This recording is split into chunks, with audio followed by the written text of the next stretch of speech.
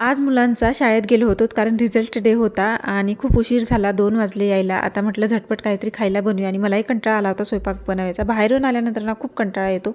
चला म्हटलं काहीतरी झटपट बनवूया. तर इथे ना काल मी डीमार्टमधून छान असे पिझ्झा बेस आणले होते आणि आपल्याला आता पिझ्झा बनवून घ्यायचं. मी वेगवेगळ्या प्रकारचे 3 पिझ्झे तुम्हाला बनवून दाखवणार आहे. अगदी साधे सोपे आणि झटपट होणारे. तर पाहू शकते ते पिझ्झा घेतलेला आहे.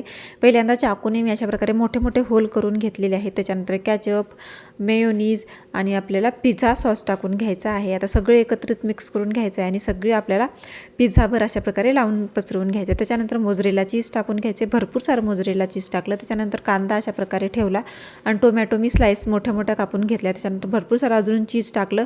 वरून आपल्याला टॉपिंग्स टाकून घ्यायचे आहेत पिझ्झाचे, ऑरिगॅनो वगैरे, आणि आपल्याला झाकण ठेवायचं आहे कढईमध्ये स्टँड ठेवून.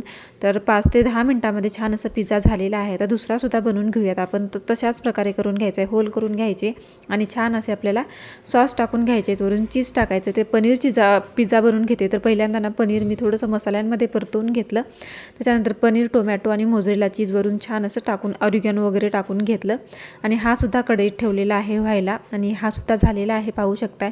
त्याच्यानंतर तिसरा बनवायला घेतला. तिसरासुद्धा आपल्याला तशाच प्रकारे सगळे सॉस टाकून घ्यायचेत, मिक्स करायचेत आणि पसरवून घ्यायचेत. हा टोमॅटो बनवते अशा प्रकारे गोल गोल साईजमध्ये मी टोमॅटो कट केला होता. तो आपल्याला अशा प्रकारे ठेवायचा आहे आणि वरून भरपूर सारा चीज टाकायचा आहे. वरून ऑरिगॅनो वगैरे टाकून घ्यायचा आहे, चिली फ्लेक्स वगैरे. आणि हा सुद्धा पिझ्झा आपला आता मी हा तव्यावर बनवते तर पाहू शकता. तव्यावर बटर किंवा तूप काही लावून घ्यायचं आणि त्याच्यात आपल्याला असं ठेवायचं आहे.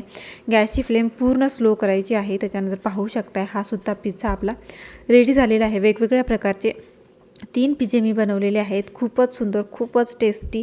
बाहेरचं तुम्ही विसरून जाल घरी अशा प्रकारे पिझ्झे जर बनवले तुम्ही अगदी थोड्या साहित्यामध्ये आणि एकदम छान असं चटपटीत होतो. माझ्या मुलांना तर खूप आवडला आणि इतके छान पिझ्झा ना, बाहेर ना आपण हेच पिझ्झे 600-700 रुपये देऊन घेतो हे 3 पिझ्झे आणि घरी अगदी थोड्या साहित्यामध्ये मी बनवलेला आहे. इतका टेस्टी झाला होता ना. तुम्ही सुद्धा नक्की ट्राय करा आणि तुमच्या मुलांना द्या.